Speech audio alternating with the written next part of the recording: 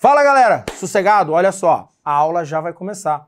Não se esqueça de baixar o material aqui no nosso link. Não deixe de se inscrever no canal, ativar o sininho de notificação para outras aulas que você pode acompanhar com a gente aqui. Beleza? Tamo junto!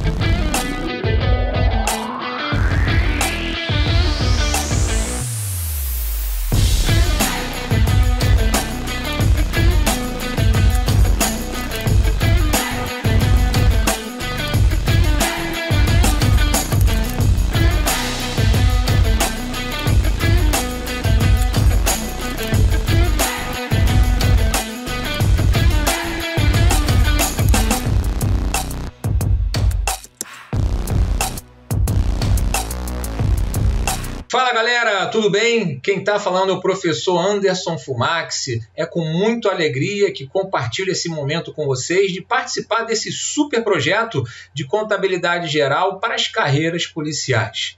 Bom, gente, o nosso objetivo aqui é tentar desmistificar a contabilidade. A contabilidade é pedra no sapato, né, de muitos concurseiros, de muitos alunos que fazem provas para concursos, né, muitos alunos que já tentaram fazer provas para as carreiras policiais e muitas das vezes não tem a pontuação que precisa por conta da contabilidade. Bom, professor, mas a contabilidade tem muito número, eu não sou bom em números. Vamos esquecer isso. De fato, a contabilidade trabalha com muitos números. Mas vocês vão ver, com o passar do tempo, com o passar das aulas, com os blocos que nós vamos apresentar, que a contabilidade requer interpretação. Professor, a contabilidade requer interpretação? Sim, requer interpretação. Mais do que propriamente realizar um cálculo. Tá? Bom, vou fazer uma breve apresentação aqui minha para que vocês possam me conhecer. Eu atualmente estou atuando no Ministério Público do Estado do Rio de Janeiro como perito contábil.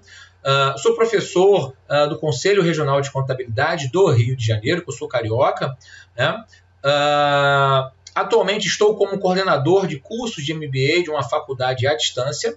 Né? Já atuo para concursos públicos há mais de 10 anos. Publiquei recentemente 2 livros. Né? 2 livros voltados para contabilidade e para finanças, que é o IFRS na prática, que são as normas internacionais de contabilidade, e o Manual da Perícia Financeira. Todos esses lançados aqui no ano de 2020. Tá? Faço consultoria na área de finanças, né? Na área de contabilidade de uma maneira geral, né? E tenho uma empresa de treinamento, né? Voltado para a área de contabilidade. E desde maio, mais ou menos, né? Estou participando do AlphaCon com muito orgulho, muito prazer. É uma família incrível, a galera te ajuda, né? E trabalha em prol, né, do aluno, né, com o objetivo de aprovar. O AlphaCon precisa aprovar, principalmente porque o forte do AlphaCon são as carreiras policiais. Então, o nosso foco aqui é tentar melhorar, né, o entendimento que vocês possam ter da contabilidade. Bom, só para vocês terem uma ideia, né, do que normalmente cai na contabilidade, eu vou mostrar para vocês aqui o edital da Polícia Federal de 2018, vou mostrar o edital da Polícia Civil de 2020, vocês vão ver que são exatamente iguais os 2 editais. Então significa que existe uma probabilidade, né, das próximas provas das carreiras policiais continuarem, né, dentro de um mesmo contexto. Tá? E eu vou, dentro desses editais, nós montamos os blocos. Né? Vamos falar sobre 52 blocos, né, alinhados, né, com os editais. Obviamente, alguns assuntos requerem um pouco mais de detalhes, então a gente abre um pouco mais. Ou seja, não pode faltar material. Né? Ou seja, então a gente vai detalhar alguns itens, né, que estão de uma forma um pouco genérica no edital. Então vem comigo na tela que eu vou mostrar para vocês as semelhanças, né, que são idênticos na verdade, né, entre o edital da Polícia Federal de 2018 e o edital da Polícia Civil, Distrito Federal, né, de 2020. Tá? Vem comigo na tela aqui, galera. Bom, então vocês vão ver aqui que a parte de contabilidade, ó, ela trata basicamente, né, de conceitos da contabilidade, objetivos e finalidades da contabilidade, né? O patrimônio, que é o objeto de estudo da contabilidade, componentes, equação fundamental do patrimônio, situação líquida, representação gráfica. Né? Depois, falamos aqui de atos e fatos administrativos, também é assunto praticamente certo de cair em prova. Aí vamos entrar nos conceitos de atos e fatos administrativos, e quando desmembrarmos os fatos administrativos, falaremos sobre fatos permutativos, modificativos e fatos mistos. Tá? Outro assunto que é necessário conhecimento, mas aí o mais profundo, né? Contas. Contabilidade vive de contas. Tá? Então, quando a gente fala de contas, a gente tem aqui os conceitos de contas. Né? As contas de devedores são contas de débitos, contas credores são contas de crédito e os saldos, né? Saldo das contas. Avançando no conceito de contas, temos o plano de contas. A gente vai ter um tópico só para isso. Vai falar o que é o plano de contas, elenco de contas, função, né, e funcionamento das contas. Passando esse entendimento, a parte que eu julgo aqui a mais relevante, né, para as provas da carreira de policiais. Entendendo esses conceitos de contas, plano de contas, começa a trabalhar o conceito de escrituração, que é uma técnica contábil. Então a gente vai falar sobre conceitos, lançamentos contábeis, elementos essenciais, fórmulas de lançamentos, livro de escrituração, métodos e processos, regime de competência e regime de cassa. Tudo isso está no edital, né? Estava no edital da Polícia Federal 2018. Tá? Avançando aqui, dentro da escrituração você pode contabilizar qualquer coisa, né? Então, contabilização de operações diversas. Como eu contabilizo juros, descontos, tributos, aluguéis, variações monetárias, variações cambiais, folha de pagamento, tem uma aula só disso, compras, vendas de mercadorias, provisões, depreciações e baixa de bens. Tá? Bom, outro assunto importante, balancete de verificação, que as provas cobram, né? Conceitos de balancete, modelos e técnicas de elaboração. Tá? Posteriormente, as duas demonstrações contábeis mais exigidas em provas de policiais. Né? Balanço patrimonial, conceitos objetivo e composição, e DRE, né? A famosa DRE, que é a demonstração do resultado do exercício. Né? Conceito, objetivo e composição. Né? Depois, né, temos aqui a Lei 6.404, que a Lei 6.404 é a lei que rege as SAs, as sociedades anônimas. Né? Então, a contabilidade das sociedades anônimas, né, ela é regida por essa lei que ocorreram algumas alterações que nós vamos falar sobre elas. Tá? As legislações complementares e, principalmente, os pronunciamentos, né, contábeis, que são chamados de CPCs. Por ele estar genérico aqui, né, eu coloquei vários CPCs para que nós possamos estudar e entender. Tá? E falaremos também sobre normas brasileiras de contabilidade e a estrutura conceitual. Aqui, na verdade, eu entendo que eles erraram, porque essa NBC ela fala de contabilidade pública, né? Mas a gente vai falar de estrutura conceitual, mas da contabilidade geral. Tá? E se vocês forem olhar o edital da Polícia Civil do Distrito Federal 2020, exatamente a mesma coisa, gente. Sem tirar, sem colocar. Tá? Então, ou seja, estou estudando para um, estou estudando para outro. Beleza? Tá? Bom, então, dentro desse contexto, né, organizamos o nosso curso aqui, né, nossa disciplina contabilidade, em 52 blocos. Caramba, professor, bloco pra caramba. Mas vocês vão ver que tem blocos que são muito curtos, né? Que vocês precisam de uma sequência. Então não adianta também eu ficar falando 40 minutos num bloco e vocês ficarem enjoados de ouvir. Né? Então a gente para no momento que o assunto ele pode parar, para que a gente dê continuidade num novo bloco. Tá? Então a ideia foi falar sobre a apresentação da contabilidade, conceito, objetivo, campo de atuação, funções e finalidades da contabilidade. Continuando com a apresentação, as técnicas contábeis e os usuários da informação contábil. Né? A legislação básica da contabilidade, que estava lá no edital, né? Lei 6.404, 76, com as alterações, Lei 11.638, Lei 11.941, os pronunciamentos técnicos, né? E as normas brasileiras de contabilidade. Depois, adicionamos um item chamado de sociedades empresariais, né? Que a gente vai falar um pouco sobre tipos de sociedades e empresas. Aí eu vou falar sobre patrimônio. A gente vai avançar sobre patrimônio através de 5 blocos aqui. Conceito e composição do patrimônio, a equação fundamental do patrimônio, preciso saber isso aqui, representação gráfica e algébrica do patrimônio. Aí depois passamos para atos e fatos administrativos, parte 1 e parte 2. Né? Passando de patrimônio, entramos em contas. Né? Então, tem o conceito de classificação de contas, parte 1 e parte 2. E o tal plano de contas, né? Que nós vimos lá no edital. Avançando mais um pouco, ainda no conceito de contas, precisamos entender a natureza, né, dos saldos das contas e a movimentação dessas contas, como é que funciona isso. Posteriormente, regimes contábeis, diferença entre regime de caixa e regime de competência. Posteriormente, escrituração, aí a gente vai desfilar o rosário. A escrituração é a parte mais genérica, né? Conceito, falando um pouco sobre o método das partidas dobradas, o que é o lançamento contábil, elementos essenciais do lançamento e as fórmulas de lançamento, né? Além dos erros de escrituração. Só que a escrituração é feita em livros fiscais, então vai ter um bloco só falando sobre livros fiscais. E além disso, falaremos também sobre balancete de verificação. Você vai ter um item específico sobre balancete de verificação. E quando ele fala dos lançamentos, né, de diversas operações, aí vamos elencar vários lançamentos contábeis. Ó. Parte 1, juros, descontos, despesas financeiras, receitas financeiras. Parte 2, variações cambiais, correções monetárias, aluguéis e tributos.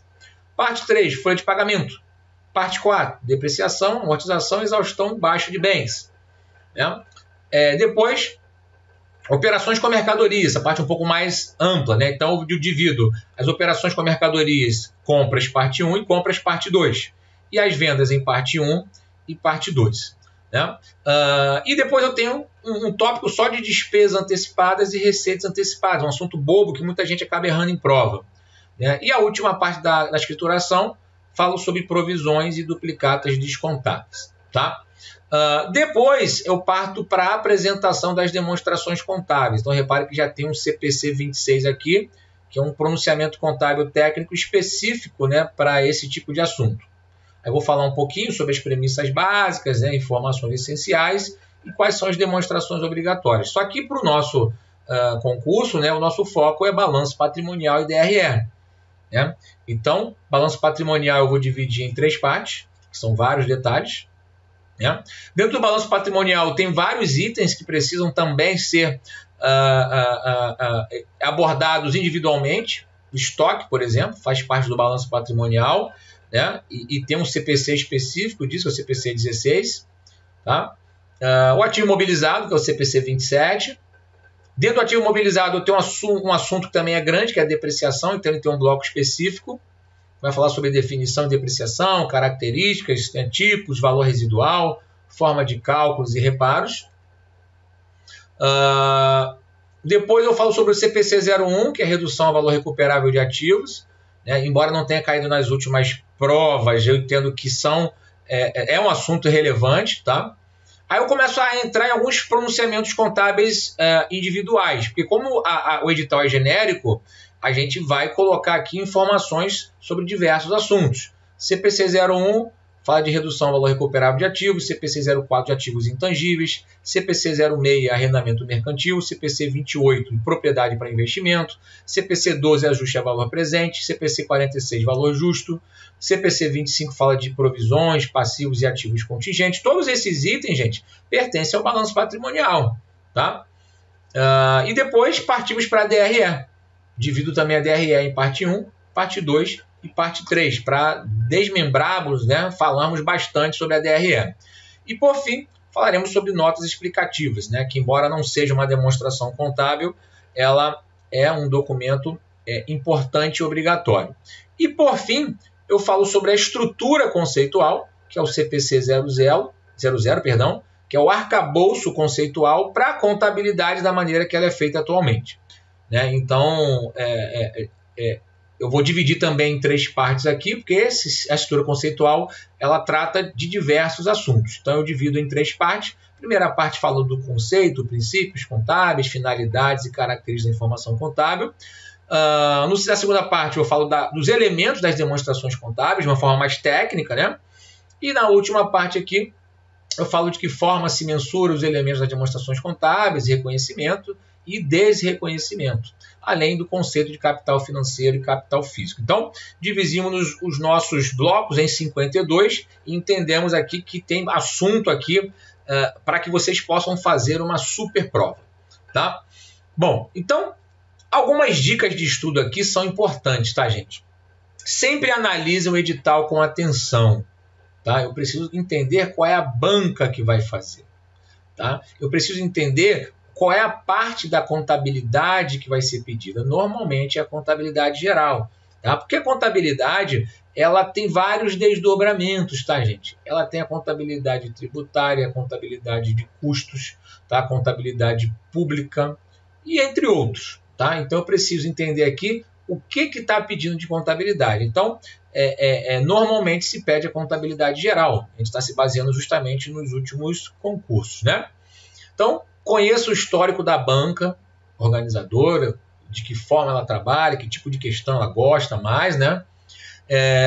Vocês vão ter a possibilidade nas aulas, né, de ajustar os vídeos na velocidade que acharem mais conveniente, que às vezes eu falo um pouco rápido aí, né? Então vocês vão ter a opção, né, de repente melhorar um pouquinho a velocidade, tá? E mesmo que vocês assistam os vídeos, não deixem de ler o PDF, né? O PDF está lá bonitinho, todo organizadinho, né? Ele está praticamente igual ao slide, né? Mas né, é sempre bom fazer esse reforço, tá? A contabilidade é uma disciplina grande, tá, gente? Então não fiquem desanimados, tá? Porque na verdade, embora seja grande, ela é sequencial, tá? Então vocês vão ver que um assunto depende do outro, tá? Façam todos os exercícios propostos, simulados, né? Façam provas anteriores, porque a grande chave da aprovação está na persistência, na execução dos exercícios, dos simulados, das provas, tá? E sugiro aí que, né, em média, aí vocês dediquem pelo menos 5 horas por semana para a disciplina, porque como são diversos assuntos, embora sequenciais, são diversos assuntos, né, se eu não me programar, se eu só estudar 1 horinha, né, por semana, e estudar numa segunda e depois só na outra segunda, pode ser que eu perca ali alguma informação, tá? E saibam quais assuntos da contabilidade vão cair na prova, tá? São essas dicas aí que eu dou de estudo. Perfeito, gente? Bom, como eu comentei aqui, ó, segmentos da contabilidade para concurso, o nosso foco, contabilidade geral, tá? Porque pode ter contabilidade de custos para outros concursos, análise das demonstrações contábeis para outros concursos, contabilidade avançada para outros concursos e contabilidade pública para outros concursos. O nosso foco é contabilidade geral. Maravilha aí, gente? Beleza? Bom, dito isso, vamos partir para o que interessa, né? Pessoal, muitos conceituam contabilidade, né, de diversas formas e, de fato, existe uma maneira genérica, né, de se definir contabilidade. Mas, oficialmente, né, muitas bancas acabam pedindo, né, o conceito, né, da contabilidade que foi definida lá no primeiro Congresso Brasileiro de Contabilidade, em 1924. Tá? Então, nesse congresso foi definido que a contabilidade é uma ciência. Caramba, professor, a contabilidade é uma ciência? Sim. Né? Existem ali princípios, existem doutrinas, né? Existem coisas que precisam ser seguidas, né? Precisam ser estudadas, né? Para serem praticadas.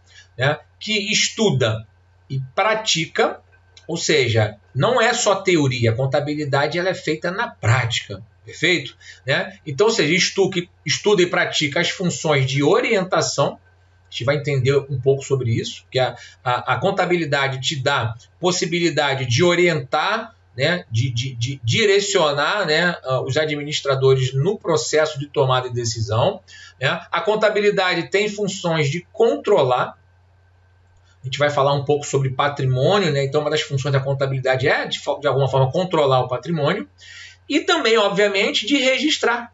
A contabilidade registra todos os atos e fatos de uma administração econômica. Na contabilidade geral, normalmente ela registra fatos. Na contabilidade pública, ela pode registrar fatos e também atos. Tá? Então, por isso ficou um termo um pouco mais abrangente. Então, se essa definição, por algum motivo, ela não for lembrada, lembre-se de 3 palavras-chave, 3 letras-chave, na verdade, aqui, né? Orientação, controle e registro, OCR. Ou seja, a contabilidade tem como função orientar no processo de tomada de decisão, tem como função controlar o patrimônio e registrar, né, os atos, né, e fatos que ocorrem dentro de uma administração econômica. Maravilha aqui, gente? Beleza? Tá? Então, alguns bizus aqui, tá? Que é o seguinte. Pô, professor, o senhor falou que a contabilidade é uma ciência, né? Sim, é uma ciência. E é uma ciência social. Ué, ela não é uma ciência exata? Não. Ciência exata é matemática. Tá? A contabilidade é uma ciência social. Por quê? Porque afeta toda uma sociedade. Vocês já vão saber o porquê disso. A economia também é uma ciência social, a administração também é uma ciência social. Então, ou seja, se vier uma questãozinha marota lá, que a contabilidade é uma ciência, né, exata, está errado. Tá? Ou seja, exato é matemática. Maravilha? Tá? E ela destina-se a estudar todos os fatos, né, todos os fenômenos que ocorrem e que afetam o patrimônio das entidades. A gente vai ver que o objeto de estudo da contabilidade é o patrimônio, então isso é muito importante. Tá? Fornece informações sobre situação financeira e patrimonial da entidade, né? Porque se a gente for elaborar um balanço, elaborar uma DRE, a gente consegue entender a situação dessa empresa. Né? E ela tem vamos dizer assim, ela tem uma função muito importante também. Né? Ela destina-se a prover, né, de informação os usuários da informação contábil, que a gente vai ver isso daqui a pouco. Tá? Ela tem o objetivo de prover aos usuários da informação contábil, né, possibilidades de tomada de decisão. Ela orienta esses usuários, né, no processo de tomada de decisão. Através de quê? Através das demonstrações contábeis. Tá? E nosso foco aqui vai ser balanço patrimonial e DRE. Tá? Então, ou seja, a contabilidade tem essas características. É uma ciência social, né? Ela tem o objetivo aí, né, de estudar os fenômenos que ocorrem e que afetam o patrimônio das entidades, fornece informações sobre a situação financeira e patrimonial, com, né, o objetivo aí de prover os usuários da informação contábil, né, através das demonstrações contábeis ou através de análises que são feitas, né, com informações objetivas para orientar no processo decisório da empresa. Então, a gente vai tentar entender todas essas características aqui de uma maneira mais detalhada. Aqui estou, pelo menos inicialmente, falando de um termo mais genérico. Tá? Bom, o objeto da contabilidade é o patrimônio. Tá? Então, não confundam o objeto com o objetivo. Qual é o objeto de estudo da contabilidade? É o patrimônio. Ou seja, o que a contabilidade estuda é o patrimônio. E o que é o patrimônio? É um conjunto de bens, direitos e obrigações de uma determinada entidade. E essa aula a gente vai ver, obviamente, mais detalhada, né, mais para frente. Daqui a pouquinho, né, em outras aulas mais à frente. Porque aqui a gente está fazendo só uma abertura, a gente está fazendo só uma análise um pouco mais generalista aqui. Então, o objeto de estudo da contabilidade é o patrimônio. Tá bom, minha galera? Bom, a contabilidade é aplicada aonde? Né? Em que momento eu utilizo contabilidade? Quem necessita de contabilidade, gente? Bom, de uma maneira geral, qualquer entidade, repare que eu não estou falando de sociedade empresária, que a gente vai falar também isso mais para frente. Qualquer entidade econômico-administrativa. Ou seja aquela que tem finalidade de lucro ou não. Tá? É uma entidade econômico-administrativa. Então, todas as entidades econômico-administrativas, né, devem ter contabilidade. Ou, de uma maneira mais detalhada, aonde precisa ter contabilidade? Né? Contabilidade. Toda entidade que possua patrimônio, já que o objeto de estudo da contabilidade é patrimônio, e que esse patrimônio possa ser avaliado monetariamente e tenha gestão. Eu preciso ter gestão e patrimônio para ter contabilidade. Então, que tipos de entidades, né, podem ser aplicadas contabilidades? As entidades privadas, sejam sociedade simples, limitada, anônima, as entidades públicas, sejam elas da administração direta ou indireta, fundações, autarquias, empresas públicas e sociedade de economia mista, isso a gente vê na contabilidade pública, as entidades sem fins lucrativos, associações, né, as ONGs, né, condomínios, igrejas, clubes de futebol, né, clubes de uma maneira geral, e as pessoas físicas em geral. As pessoas físicas, sim, todo ano não tem que declarar meu imposto de renda, né? O imposto de renda não deixa de ser a contabilidade da pessoa física. Maravilha aqui, gente? Então, tudo que tiver patrimônio e gestão precisa ter contabilidade. Maravilha? Tá? Aí aqui vai uma observação importante, tá? Embora esse termo não seja utilizado mais em várias bancas, né? Algumas bancas ainda gostam ainda de trabalhar com o termo azienda, tá? E o que é azienda? Como eu comentei com vocês, para ter contabilidade, eu preciso ter patrimônio que possa ser avaliado, né, monetariamente e que tenha o quê? Gestão. Então, a azienda é definido como patrimônio em movimento, ou seja, patrimônio sobre ação administrativa de uma pessoa física ou jurídica. Ou seja, se houver patrimônio e mais gestão, eu tenho contabilidade. E a azienda é uma forma de patrimônio com gestão. Tá? Então, se por um acaso uma questão de prova vier falando que o campo de atuação da contabilidade é o das aziendas, está correto. Embora não seja um termo, né, na prática, utilizado aí nos dias atuais. Beleza aqui, gente? Ok? E as aziendas, né, por serem essas entidades, né, de patrimônio sob gestão, elas podem ser sociais, né, podem não visar o lucro, podem ser econômico-sociais, ela pode ter um viés econômico, um viés social, e pode ter um viés exclusivamente econômico, né, com o objetivo de gerar lucro. E essas aziendas, né, essas entidades podem ser públicas, né, ou particulares. Né? Então, as entidades que possuem patrimônio sob gestão podem ser chamadas de aziendas. Maravilha aqui, gente? Beleza? Tá? Bom, falamos das definições da contabilidade, né, do objeto da contabilidade. A gente vai falar um pouquinho aqui sobre as finalidades da contabilidade. Se a gente for parar para pensar, tudo que nós já falamos até agora aqui, né, sobre o conceito da contabilidade, né, que detém as funções de orientação, registro e controle, né, prover usuários com informação para tomar decisão, né, avalia a situação financeira e patrimonial. Então, se eu for pegar tudo que nós falamos até agora, a contabilidade tem várias finalidades.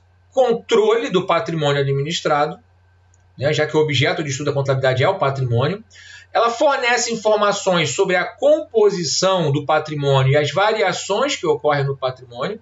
O patrimônio ele não é estático, né, ele muda, né? Fornecer informações sobre o resultado das atividades econômicas, principalmente se for uma empresa que tem o objetivo de gerar lucro, né? E fornece informações úteis para a tomada de decisão. Maravilha aqui, gente? Beleza? Tá? Bom, e as funções, né, da contabilidade são as funções basicamente administrativa, que é o controle do patrimônio, né, através do registro dos fatos que ocorrem na empresa, através da elaboração das demonstrações contábeis, e as funções aqui, né, a função econômica, porque, obviamente, se aquela empresa, né, precisa dar lucro, a contabilidade precisa mostrar essa informação. Maravilha aqui, gente? Tá? Bom, então a gente fecha esse primeiro bloco só para deixá-los aqui, né, cientes, né, do que vocês vão ver ao longo desses 52 blocos. Falamos um pouquinho aqui sobre os conceitos de contabilidade, né, os objetivos, as finalidades, o objeto de estudo da contabilidade, que é muito importante, né, e as funções administrativas, né, e a função econômica. O primeiro é o seguinte. Bom, legal, professor, você falou que a contabilidade é isso, é aquilo, tem essas finalidades, tem esses objetivos, tem o objeto de estudo, tem as suas funções, mas como é que ela é exercida na prática? Ou seja, o que eu preciso, né, o que a contabilidade utiliza para ser aplicada de fato? Né? Então, nós vamos tratar um pouco aqui sobre as técnicas contábeis. Ou seja, as técnicas contábeis, né, são os procedimentos utilizados pela contabilidade justamente para que ela possa cumprir o seu papel de orientação, de controle, de registro, de gerar informação para tomar decisão. O que ela utiliza? Né? O que ela faz para que isso ocorra?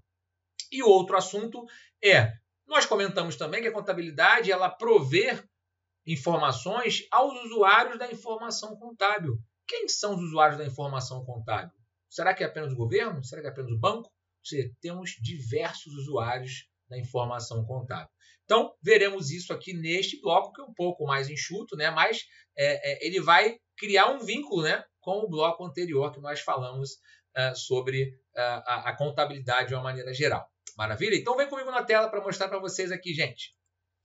Bom, meus amigos, então, como eu comentei logo no início, né, para que a contabilidade seja de fato aplicada, ela utiliza algumas técnicas, tá? Então, as técnicas contábeis nada mais são do que procedimentos utilizados, né, por quem vai exercer a contabilidade para que ela possa cumprir o seu papel. Então, são consideradas técnicas contábeis escrituração, elaboração das demonstrações contábeis, análise das demonstrações contábeis e auditoria. Aí já vai um bizu. A, né? Ou seja, de escrituração e elaboração e AA de análise e auditoria. Bom, a escrituração, como nós vimos lá na apresentação da disciplina, é algo super importante que vão ter diversos blocos, né, que falaremos sobre escrituração. A elaboração das demonstrações contábeis também é assunto importante, mas o nosso foco aqui vai ser basicamente balanço patrimonial e DRE. Tá?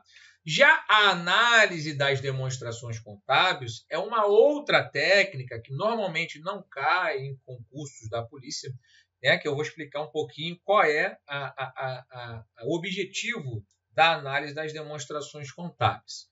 Tá? E, por fim, eu tenho a auditoria, né, que é, na verdade, aqui uma outra técnica da contabilidade e tem uma disciplina específica de auditoria. Muitos concursos, né, possuem a disciplina específica de auditoria. Maravilha aqui? Tá? Então, o nosso foco maior aqui vai ser escrituração e elaboração das demonstrações contábeis, mas é importante nós entendermos sobre a análise das demonstrações contábeis e auditoria. Então, vem comigo na tela, gente. Bom, o que é escrituração? Embora a gente vai apresentar blocos específicos sobre isso, vocês precisam já entender o que seria isso. A escrituração é uma técnica, né? Ou seja, a contabilidade no registro, os fatos que ocorrem no patrimônio das entidades. Então, essa técnica de registro é escriturar, é a escrituração. Tá? Então, é uma técnica por meio do qual se efetuam os registros das ocorrências que afetam o patrimônio de uma entidade. A gente vai entender que tipo de ocorrência pode afetar o patrimônio de uma entidade mais à frente. Tá? E algo importante que a escrituração ela considera a ordem cronológica dos acontecimentos. Ou seja, por isso, né, dentro dos livros contábeis que nós vamos falar, existe um livro chamado de livro diário.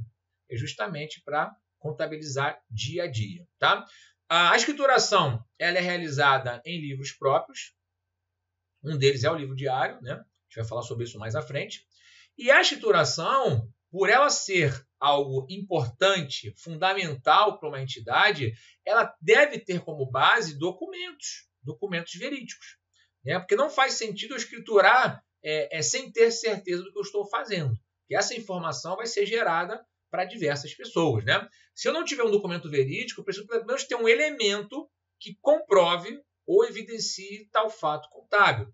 Então, por exemplo, a compra de estoques, eu preciso ter uma nota fiscal, né, corroborando essa informação. Né? Agora, de repente, eu quero fazer uma provisão, né, de uma possível sentença judicial que eu posso vir a perder. Então, eu preciso ter elementos suficientes que comprovem, né, ou evidenciem esses fatos contábeis. Ou seja, se eu for fazer uma provisão estimativa, né, de passivos, que a gente vai falar sobre isso mais à frente, né, sobre sentenças judiciais, ou seja, quais são os elementos, né, que me fazem, né, realizar uma provisão? Então, eu preciso me basear em alguma coisa concreta. Tá? E a escrituração, ela utiliza o método das partidas dobradas. A gente vai falar sobre isso também mais à frente. Então, por exemplo, venda de mercadorias tem que ser escriturado porque afeta o patrimônio. Compra de matérias-primas precisa ser escriturado porque afeta o patrimônio. Pagamento de salários precisa ser escriturado porque afeta o patrimônio. Ou seja, tudo isso precisa ser escriturado. Então, existe a técnica contábil de escrituração. Tá? Bom, elaboração das demonstrações contábeis. Beleza, eu escriturei em livros, né, próprios. Mas e aí? Como é que eu gero essa informação consolidada? Né? Ou seja, então a elaboração das demonstrações contábeis ela é uma técnica pela qual a entidade evidencia todos os fatos contábeis escriturados.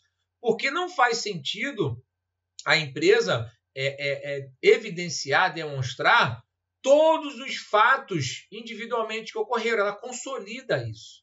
Né? Ela consolida através do quê? Das demonstrações contábeis. Então, por exemplo, vamos imaginar aqui, né, a minha conta caixa aqui, né, meu dinheiro em espécie.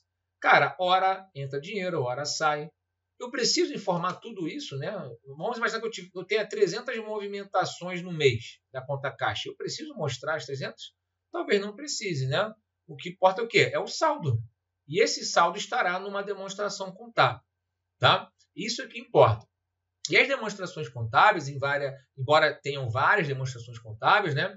As mais conhecidas, e é o nosso foco aqui, é o balanço patrimonial e a demonstração do resultado do exercício. Obviamente, trataremos sobre esses dois assuntos de forma individual. Tá? E as demonstrações contábeis, galera, devem ser divulgadas pelo menos uma vez ao ano. Tá? Pelo menos. Tem empresas que faz todo mês, ou trimestral, ou semestral. Tá? E as demonstrações contábeis têm o objetivo também de apresentar tanto aos sócios quanto aos investidores a situação patrimonial, financeira e econômica da entidade, justamente para corroborar, né, uma das finalidades da contabilidade. Maravilha aqui, gente? Então, ou seja, eu escrituro tudo que eu faço e eu consolido isso e evidencio através das demonstrações contábeis. Maravilha? Bom, feito isso, beleza. Enviei a informação através de um balanço patrimonial, através de uma DRE, que a gente vai falar sobre isso mais à frente. Como é que eu entendo isso? O que significam aqueles números? Então, existe uma outra técnica chamada de análise das demonstrações contábeis. Ou seja, qual é a ideia? A ideia é extrair as informações contidas nas demonstrações contábeis com o propósito de subsidiar os investidores, os sócios, acionistas, até mesmo os gerentes da empresa, administradores, a tomar decisões. Por quê? Porque o que significa, vamos pensar aqui, dívidas de longo prazo maiores que dívidas de curto prazo? O que significa isso para a empresa? Isso é bom ou ruim? Não sei, eu preciso entender. Né? Eu tenho dívidas com sócios maiores que dívidas com terceiros. Isso é bom ou ruim? Não sei, eu preciso entender. Então, a análise das demonstrações é uma técnica que extrai informações, né? E ela acaba gerando, né? Informações, né, contidas nas demonstrações de uma forma muito mais tranquila para que o gestor possa tomar uma decisão. Tá? Por quê? Porque ela utiliza diversos indicadores. Né? A gente não vai falar sobre isso aqui, mas, por exemplo, ela utiliza uma das técnicas mais comuns, que é a liquidez corrente. Né? A liquidez corrente, ela mede a relação entre o ativo circulante e o passivo circulante. Né? Ativos de curto prazo com passivos de curto prazo. Obviamente, a gente não vai falar sobre isso agora, né? Só para vocês entenderem. Ou seja, se essa relação for maior do que 1, né? Ativo circulante dividido passivo circulante, a princípio, a empresa é uma empresa que tem uma certa liquidez. Né? Então, ela pode gerar informações para tomar decisões. Né? E ela também compara resultados ao longo, né, de diversos períodos. Ou seja, olha, eu aumentei minha conta estoque de 50% de um período para o outro. Por quê? Né? Olha, eu reduzi minha conta fornecedores de um período para o outro. Por quê? Né? Então, isso é uma análise das demonstrações contábeis. Então, ou seja, eu escrituro, elaboro e demonstro, né? E analiso. Né? Então, é um processo que vai em sequência. E, por fim, eu tenho uma auditoria. Né? Ou seja, as empresas, né, de capital aberto, né, as empresas que são SA, principalmente, anônimas, né, elas são obrigadas a terem auditoria. Não só interna, mas como externa. Então, o que é auditoria? A auditoria é o seguinte, né, considerando, né, que uma empresa pode ter vários investidores, né? E a empresa pode burlar alguma informação, ela precisa contratar, né, uma auditoria externa para garantir, né, que os registros, né, da empresa foram efetuados de acordo com as normas vigentes de contabilidade e os princípios de contabilidade. Está garantindo ali, né, uma informação fidedigna. Ou seja, então a auditoria tem como objetivo aumentar o grau de confiança nas demonstrações contábeis, ou seja, a auditoria dá uma chancela, né? Então são elaborados pareceres técnicos de conformidade. Então isso dá uma tranquilidade para os acionistas, investidores da empresa, né? E outros usuários da informação contábil. Então, a auditoria pode ser interna ou externa, né? As empresas de capital aberto vão ter as duas. Porque a interna só não vale também, né, galera? Porque a interna pode acabar, de repente, vamos pensar assim, dando um parecer de uma coisa que está errada. Né? Porque ele é interno, né? Então ele quer ajudar a empresa. Então o externo precisa ter independência. Né? Então aqui, esse cara aqui precisa ter independência. Tá? Então, ó, resumão aqui, ó, das técnicas contábeis: escrituração, registro os fatos contábeis. A elaboração das demonstrações contábeis tem o objetivo de apresentar, evidenciar todos os fatos que ocorreram de uma forma consolidada, vamos pensar assim, né? A análise tem como objetivo interpretar esses fatos, né? Essas informações das demonstrações para poder subsidiar no processo de tomar decisão. E a auditoria tem como objetivo aí aumentar o grau de confiança das demonstrações contábeis através de um parecer. Então essa, né, é a ideia aqui, são as 4 técnicas. Não tem como errar isso, tá, gente? Então assim, isso cai muito em prova, tá? Bom, e avançando mais um pouco, né, a gente falou que a contabilidade gera informações para diversos usuários, né, da informação contábil. E quem são usuários da informação contábil? Né? Usuários da informação contábil ou das demonstrações contábeis são todos aqueles, pessoas físicas ou jurídicas, que de alguma forma necessitam da informação contábil para alguma finalidade específica. Né? Então, por exemplo, cara, o administrador da empresa, ele é um usuário da informação contábil, né? Porque é através dessa informação que ele toma a decisão. Né? O funcionário também é um usuário interno da informação. Por quê? Porque, na verdade, ele precisa daquela informação ali para saber se a empresa tem condições de continuar pagando o salário dele. Né? E eu tenho vários usuários externos, né, que são os maiores usuários da empresa. Os investidores botam dinheiro na empresa, os fornecedores de matéria-prima de mercadoria, né? As instituições financeiras precisam de entender a situação patrimonial, financeira e econômica da empresa, o governo está de olho, obviamente, os próprios clientes daquela empresa, os sindicatos, né? Dentre outros. Mas vamos detalhar aqui, né, a necessidade de cada um desses. Tá? Por exemplo, os administradores, para que utiliza? Né? Para tomar decisão. Que tipo de decisão? Cara, decisão de compra, de precificar um produto, de obter recursos, financiamentos, empréstimos, né? Entender como a dívida vai ser paga, entender como o processo de produção vai ser feito. Então, o administrador precisa da informação contábil. Tá? Até porque muitos deles são remunerados através dos lucros apresentados pela entidade. Então, quando a empresa tem uma boa performance, muitas das vezes o administrador é recompensado. Então, ele é um usuário da informação contábil. Né? Assim como os funcionários. O funcionário quer saber se ele pode manter o emprego dele. Né? Se ele quer saber se a entidade consegue continuar pagando sua remuneração, seus benefícios. Né? Ou seja, então, os funcionários são interessados na informação contábil. Assim como os investidores, talvez são os maiores interessados. Né? Porque esses caras que colocam dinheiro na empresa, né, gente?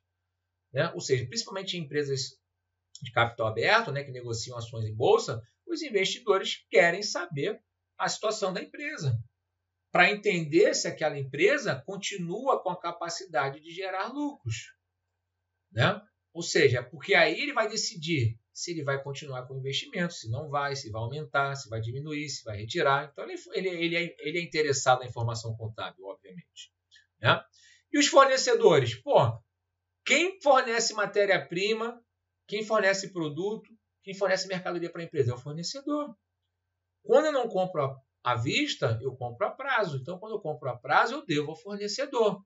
Então, se a empresa não tiver uma situação financeira boa, a probabilidade do fornecedor continuar vendendo a prazo será menor. E se fizer, será em condições menos vantajosas, com prazo mais curto, com juros mais altos, né? Então, o fornecedor também é a parte interessada, né, nas informações contábeis da entidade. Os bancos, claro e evidente. Por quê? Quem empresta dinheiro para a empresa normalmente? É o banco. Obviamente, o investidor pode colocar dinheiro, mas o banco também empresta dinheiro para a empresa. Então, será que aquela empresa tem capacidade de pagar seus empréstimos, né? E os juros, né? Então, o banco, obviamente, é parte interessada nesse processo, né? O governo. O governo quer o quê? Quer arrecadar imposto, né? Seja pelo faturamento, seja por tributo. Mas o governo tem outra intenção, né, para fins estatísticos, né? Órgãos de estatística do governo, né, acabam extraindo informações da empresa para gerar, né, estatísticas, né? E também para regulamentar alguma atividade, né, e até para estabelecer alguma política fiscal. Então, o governo é muito interessado nas informações contábeis de uma entidade. Os clientes, qual é a ideia, né, do cliente? O cliente tem interesse, né, em informações sobre a continuidade operacional da entidade, porque a gente vai ver, quando a gente for falar do CPC 26, que trata da apresentação das demonstrações contábeis, a gente vai ver que as demonstrações contábeis elas são elaboradas através da premissa da continuidade. Significa dizer que, se ela não tem intenção de permanecer em continuidade, ela precisa colocar essa informação. Tá? Então, ou seja, os clientes que têm interesse, né, sobre a continuidade para ter um lançamento de longo prazo, então é importante esse cliente entender a situação financeira e patrimonial da empresa. Tá? Porque até porque esse cliente pode depender, né, da empresa como fornecedor. Tá? Bom, os sindicatos normalmente tentam avaliar a capacidade econômica da entidade para propor reajustes, né, de salários, benefícios, né, enfim, a parte de proteção aos trabalhadores, né? E dentre outros. Então, de uma maneira geral aqui, gente, né, eu tenho usuários da informação, os usuários internos, funcionários, administradores geral e diversos usuários externos, governo, banco, fornecedor, cliente, sindicato, investidor, até mesmo auditoria, né? Se eu for pensar, auditoria externa, né, também seria aí um usuário externo da informação contábil. Maravilha aqui, gente? Então, este bloco aqui, gente, tratou de dois assuntos que são importantes, são complementares ao bloco anterior. Primeiro, tratou das técnicas da contabilidade. O que a contabilidade utiliza para ser tratada como ciência e para ser tratada como ferramenta geradora de informação para tomar decisão. Na prática, o que a contabilidade usa? Né? Escritura, elabora as demonstrações, analisa as demonstrações e as demonstrações são auditadas. E essas informações vão para quem? Para os usuários da informação contábil. São diversos. Usuários internos, usuários externos. Tá? Todos eles, né, de alguma forma, têm algum interesse na situação patrimonial, econômica e financeira da empresa. Ou seja, para exercer a contabilidade, né, para exercer a profissão contábil, o profissional da contabilidade deve seguir alguns princípios, algumas normas, algumas legislações que são aplicadas à contabilidade. Exatamente isso está ouvindo. A contabilidade ela é regida por leis, por normas, por princípios. Então, nos próximos slides, nós vamos começar a ver aqui quais são essas normas, essas legislações, esses princípios que devem ser seguidos por quem vai realizar a contabilidade. Então, vem comigo aqui na próxima tela. Bom, gente, então a contabilidade ela é regida por legislação específica, por normas e por princípios, de modo que haja precisão, segurança, ética e transparência nas informações contábeis. Ou seja, então, para exercer a contabilidade, eu preciso seguir a esse rol, né, de legislações, de normas e princípios. Bom, existem várias normas, várias leis que norteiam a contabilidade, mas para a nossa finalidade aqui, para concurso público, né, eu vou elencar as principais. né, e com ênfase em algumas delas aqui que eu vou comentar com vocês. A primeira delas seria o Decreto-Lei, né, número 9.295 de 1946. Esse decreto ele define as atribuições da profissão contábil no Brasil.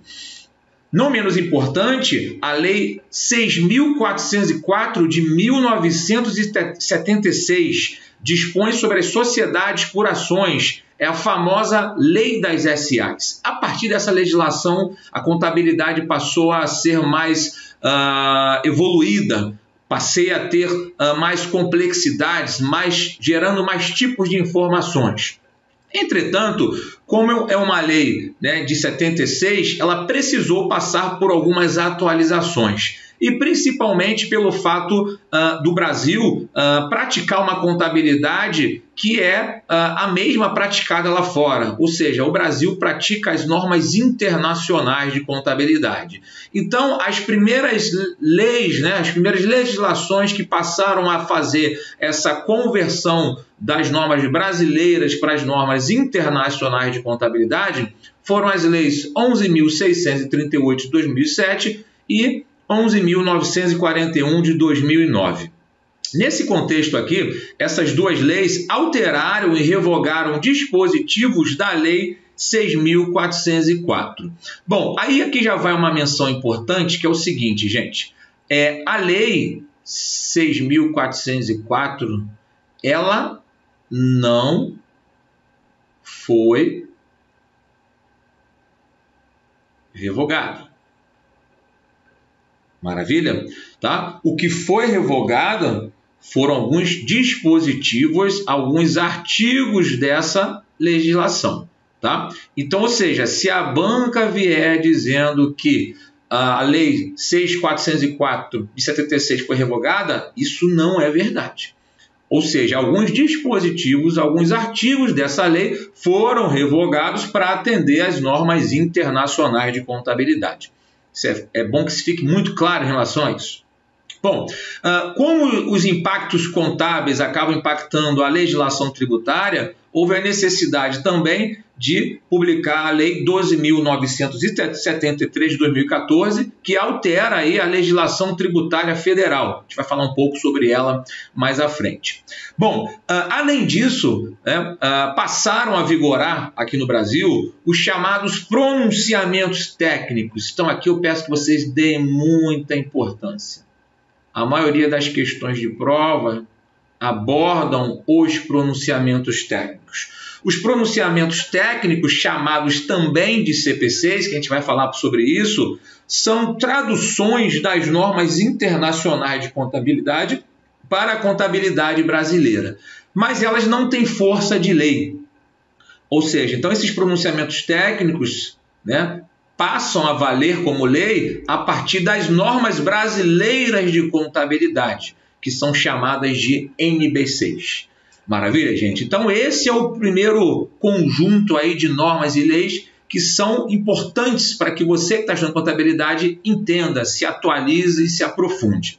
Perfeito? Bom, falando especificamente sobre o decreto-lei, né, de 9.295 de 46, esse decreto ele cria o Conselho Federal de Contabilidade, que é o chamado de CFC, e cria os Conselhos Regionais de Contabilidade. Ou seja, o Conselho Federal de Contabilidade ele é um órgão normativo, ou seja, ele elabora leis, resoluções que atendem à profissão contábil no Brasil. Perfeito? Então a gente pode dizer que quem regula a profissão contábil no Brasil é o CFC. Então o CFC ele publica normas, resoluções, ou seja, são atos normativos, e o CFC regula a profissão contábil no Brasil. Só que em cada estado, né, eu vou ter aqui os conselhos regionais. Os conselhos regionais eles vão fiscalizar o exercício da profissão contábil no Brasil, mediante, né, as publicações, as normas, as resoluções feitas pelo CFC. Ou seja, então o CRC é um órgão operacional, né? Ele vai fiscalizar o exercício da profissão contábil, ele vai recolher o valor das anuidades, né, que são pagas pelos profissionais da área contábil, enfim, podem aplicar algum tipo de penalidade, ou seja, então o CRC é um órgão mais operacional. Perfeito?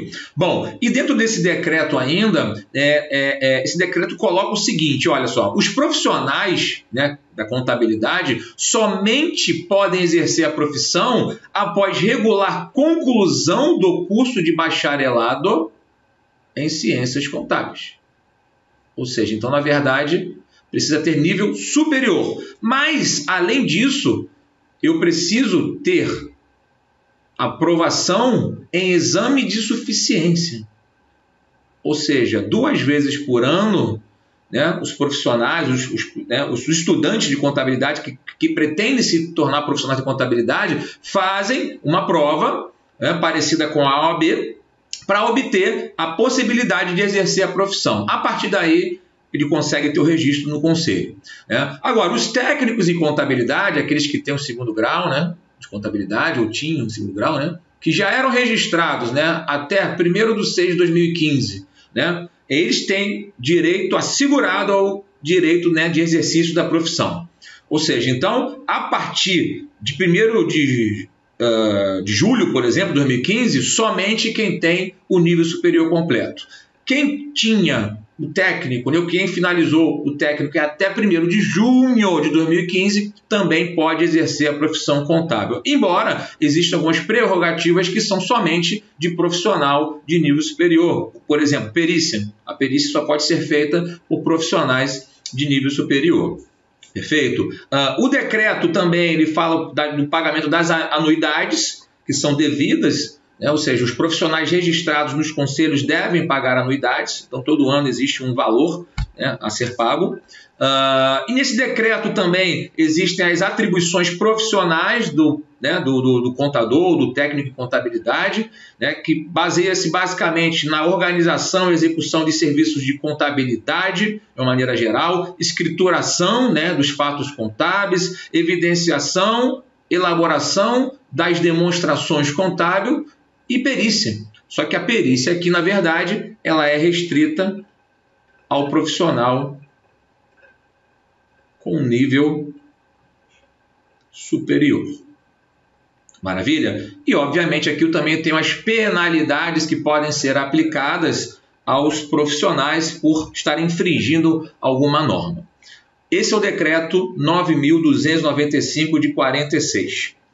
Bom, Lei 6.404 de 1976. À época, essa legislação ela foi muito comentada, muito importante, né, porque ela foi criada com uma necessidade de aprimorar a qualidade das informações contábeis e divulgar, né, a contabilidade para diversos setores, né, da sociedade, né, de modo a facilitar o conhecimento e análise da situação financeira da empresa e de seu desempenho econômico. Então, essa legislação foi muito importante à época, que ela foi a primeira grande legislação que gerou uma amplitude maior na contabilidade do Brasil. Ela era mais focada nas empresas de sociedade anônimas, né, que são chamadas companhias abertas, aquelas que negociam ações em bolsa. Mas elas passaram a ser também um parâmetro para as companhias fechadas, que a partir dali houve a necessidade de evidenciar, publicar diversos tipos de demonstrações.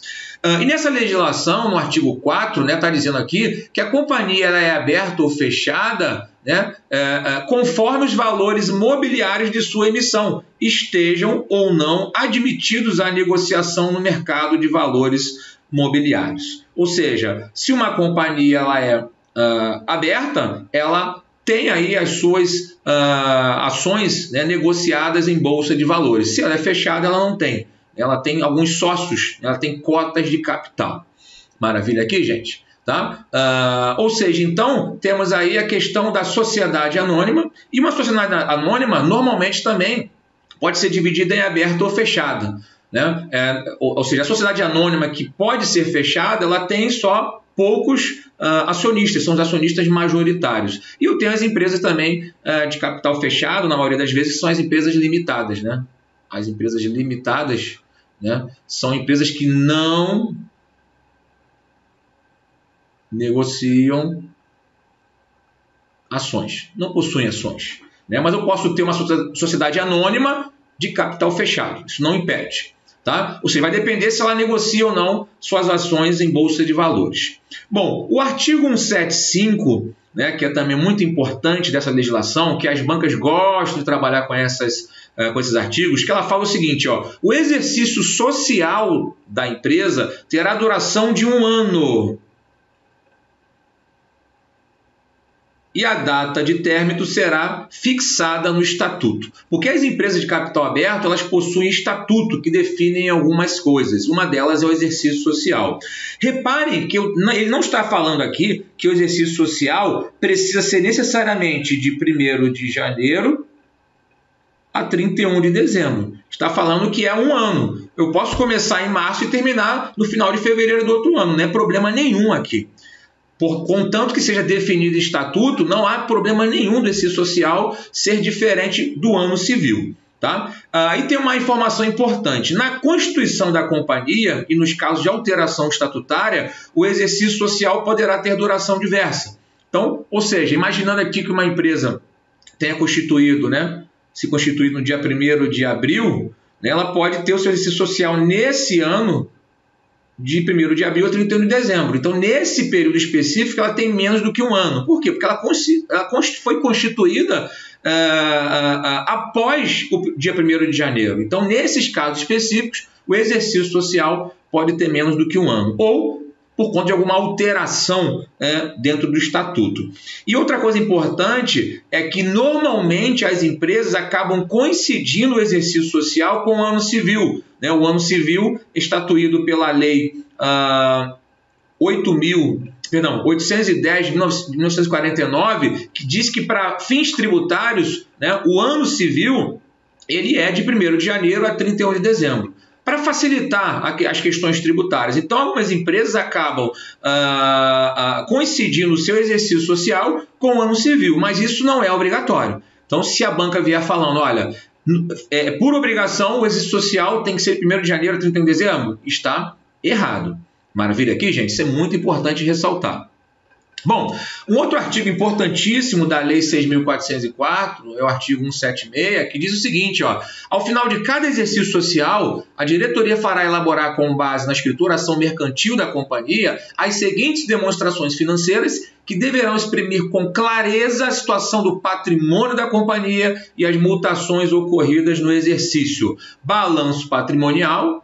Todas elas nós vamos ver mais à frente com mais tranquilidade, né? Demonstrações dos lucros ou prejuízos acumulados, né? Eu estou botando as siglas aqui, balanço patrimonial BP, demonstrações dos lucros ou prejuízos acumulados DLPA, demonstração do resultado do exercício, demonstração dos fluxos de caixa. Então, repare que essa demonstração já foi incluída pela Lei 11.638. Se for companhia aberta, demonstração do valor adicionado, né? Incluída também aí pela Lei 11.638. E um asterisco aqui que é importante, ó. Mesmo, né, aquelas empresas, né, que não sejam companhia aberta, o que acontece aqui? Ele fala o seguinte, a companhia fechada com patrimônio líquido na data do balanço inferior a R$2 milhões não será obrigada à elaboração e publicação da demonstração dos fluxos de caixa. Isso significa dizer que as companhias fechadas com patrimônio superior são obrigadas, né? Ou seja, então a DFC, que a gente chama de DFC, né, elas podem ser realizadas pelas companhias abertas e pelas companhias fechadas. Essas fechadas se forem superiores a 2 milhões. E as fechadas inferiores a 2 milhões, a princípio, pela Lei 6.404, não estão obrigadas à elaboração das demonstrações do fluxo de caixa. Entretanto, né, existem já as normas internacionais aplicáveis às pequenas e médias empresas que já colocam aí a obrigatoriedade da DFC também para as pequenas e médias empresas. Então, ou seja, para a Lei 6.404, né, a DFC só não é obrigatória para as empresas fechadas com patrimônio líquido inferior a R$2 milhões.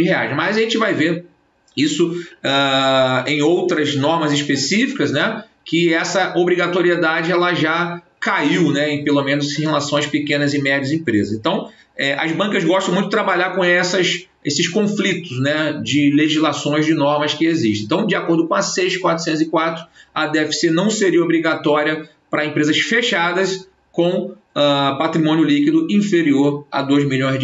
Então, fiquem atentos em relação a isso. Tá bom, gente?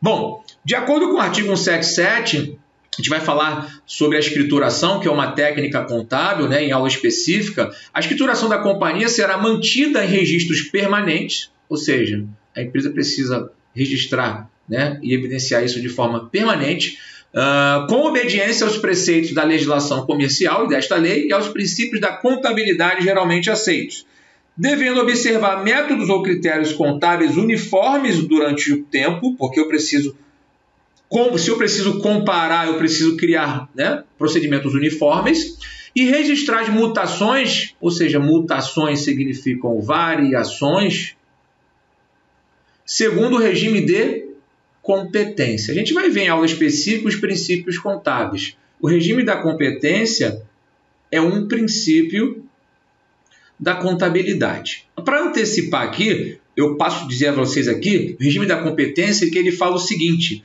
eu registro a transação no momento que o fato gerador ocorre. Mesmo que eu não tenha recebimento, mesmo que eu não tenha pagamento. A gente vai falar sobre isso em situação específica, mas só para vocês entenderem a mecânica. Vendi R$1 milhão a prazo. Recebi dinheiro? Não, mas registro na contabilidade. Reconheci despesas de R$100 mil para pagar no mês seguinte. Paguei? Não, mas eu preciso reconhecer a despesa neste mês.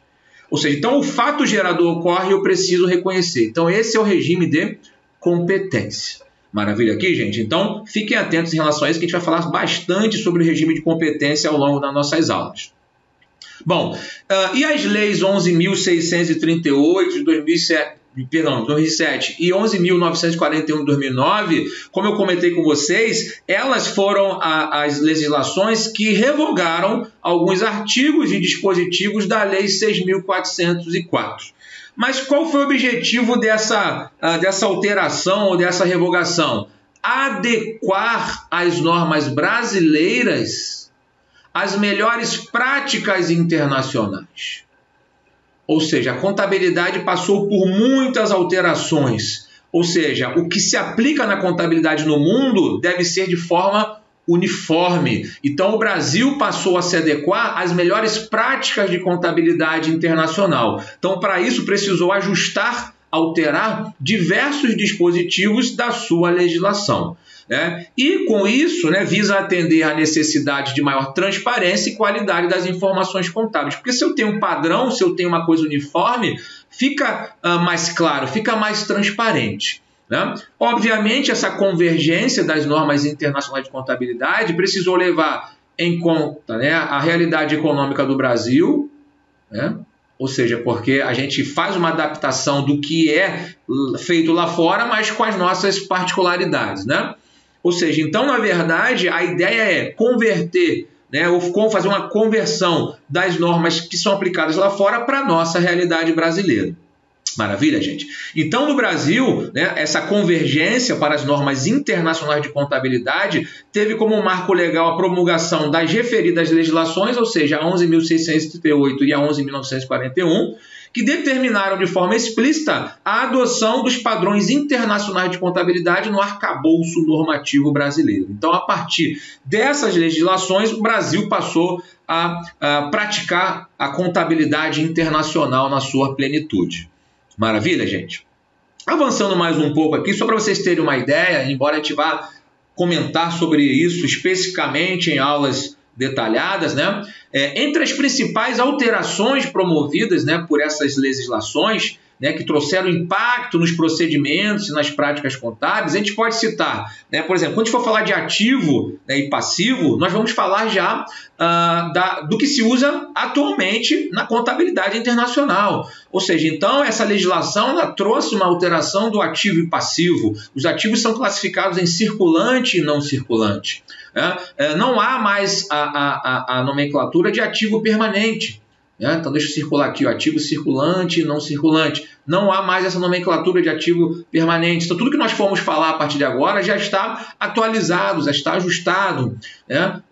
Os ativos, né, passaram a ter um subgrupo chamado de ativo intangível, que tem algumas características. Nós vamos falar sobre isso especificamente em aula detalhada.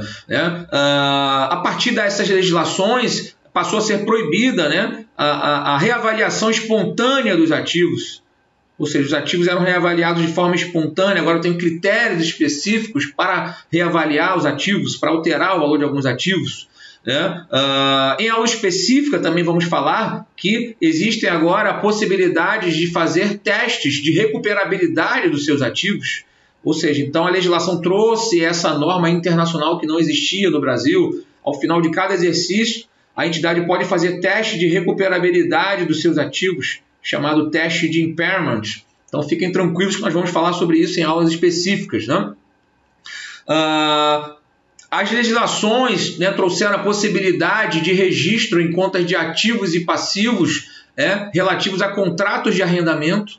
Isso não era possível, porque arrendamento para fins jurídicos é um contrato de aluguel, mas para fins de trabalhar com as normas internacionais de contabilidade, com os princípios da contabilidade, contratos de arrendamento podem ser registrados em contas de ativos e passivos. No patrimônio líquido, houve a possibilidade da criação da conta de ajustes de avaliação patrimonial, que nós vamos falar sobre isso também em aula específica. O lucro do período precisa ser destinado, ou seja, a destinação dos saldos, né, da conta de lucros acumulados. Isso a gente vai ver também em aula específica. A legislação também trouxe a substituição da DOAR, né, que era uma demonstração das origens e aplicações de recursos, pela DFC, né, pela demonstração dos fluxos de caixa, né, no conjunto de demonstrações obrigatórias. Agora, uma coisa que as bancas às vezes pegam, tá? A DOAR não foi extinta, ela deixou de ser obrigatória. Então, se a banca vier, a DOAR então foi extinta. Não, a DFC passou a ser, né? Mas a DOAR pode ser feita. Ela só foi a sua obrigatoriedade que foi incluída nesse processo, porque a DFC é mais completa do que a DOAR. Tá? A legislação também obrigou as companhias de capital aberto a DVA. Então, repare o seguinte, são todas as anônimas que têm obrigatoriedade? Não, somente as companhias abertas. E também as legislações trouxeram a possibilidade de fazer ajuste a valor presente em elementos de ativos e passivos, dependendo aí dos critérios, né, desse pronunciamento técnico específico. Então, repare que foram várias alterações, ocorreram mais, só que aqui são as principais aqui, que a gente vai comentar com mais ênfase nas próximas aulas. Avançando mais um pouco, né, a Lei 12.973 de 2014 trouxe algumas alterações na legislação tributária, dentre as quais aqui nós especificamos que foi a divisão de lucros e dividendos, passou a ter novos critérios em relação aos lucros, né, no exterior para a pessoa física, a permuta de imóveis e o cálculo do PIS e da COFINS. Embora isso caia pouco em prova, eu trouxe aqui como uma informação importante. Agora, as alterações da legislação 11.638 e 11.941, essas caem praticamente sempre. Bom, e não menos importante, aqui eu costumo dizer que é uma das coisas mais importantes agora, né, para os nossos concursos de contabilidade, os pronunciamentos contábeis, chamados de CPCs. Praticamente todas as provas de contabilidade falam de CPCs. Os CPCs, não confundir com os CPCs do direito, isso aqui não é Código Processual Civil, Não confundam, né? Os pronunciamentos técnicos da contabilidade, né, retratam procedimentos específicos de contabilidade. Cada assunto da contabilidade tem um pronunciamento técnico, tem um procedimento específico da contabilidade. E esses pronunciamentos técnicos, né, eles visam a convergência da contabilidade brasileira aos padrões internacionais. Ou seja, o que está sendo lá fora, eu tento avaliar o que está sendo lá fora, tento fazer uma conversão aqui para dentro através de um CPC. E o CPC, ele permite a emissão de normas pela entidade reguladora brasileira, que quem é? É o CFC, que nós comentamos. E os pronunciamentos técnicos proporcionam redução do custo de capital, diminuição dos riscos do negócio e auxiliam na tomada de decisão. Por quê? Porque eu estou praticando a contabilidade no Brasil conforme a prática internacional. Então, as minhas informações ficam mais fidedignas, ficam mais fáceis de serem comparáveis. Maravilha aqui, gente?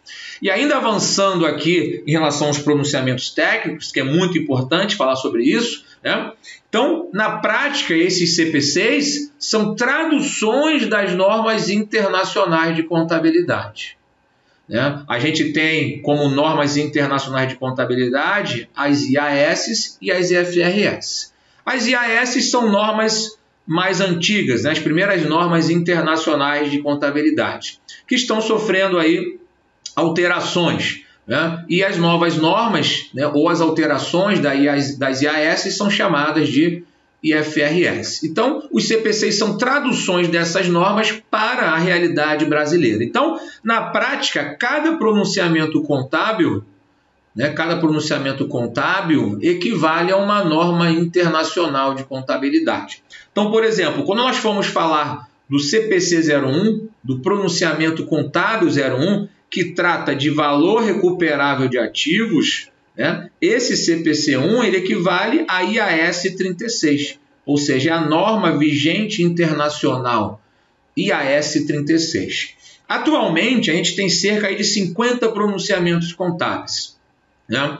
Numerado vai até 49, mas a gente tem outros pronunciamentos contábeis aqui. E vocês podem ver com mais detalhes, né, nesse site, né, www.cpc.org.br.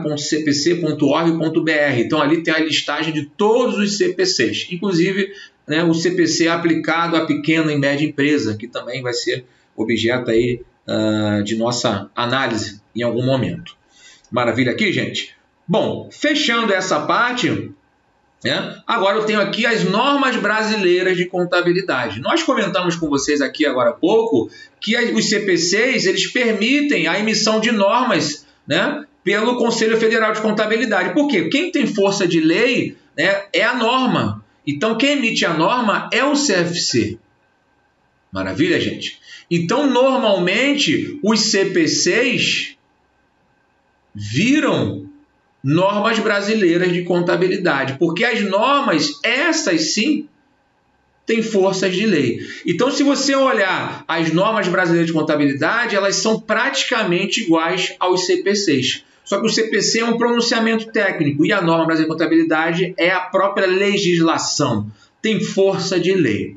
Maravilha, gente? Então, é isso que eu queria trazer para vocês aqui em relação à parte específica de legislação. Então, reparem que a contabilidade ela é legal, né? Ela precisa de uma legislação, ela precisa de uma norma para ser realizada. Então, nós falamos aqui do decreto, né, que regula a profissão contábil no Brasil, falamos da Lei 6.404, que não foi revogada. Repito, essa lei não foi revogada, sofreu alterações em alguns dispositivos pelas leis 11.638 e 11.941, que começaram a trazer, né, começaram a realizar o processo de convergência das normas internacionais de contabilidade para o Brasil. Perfeito?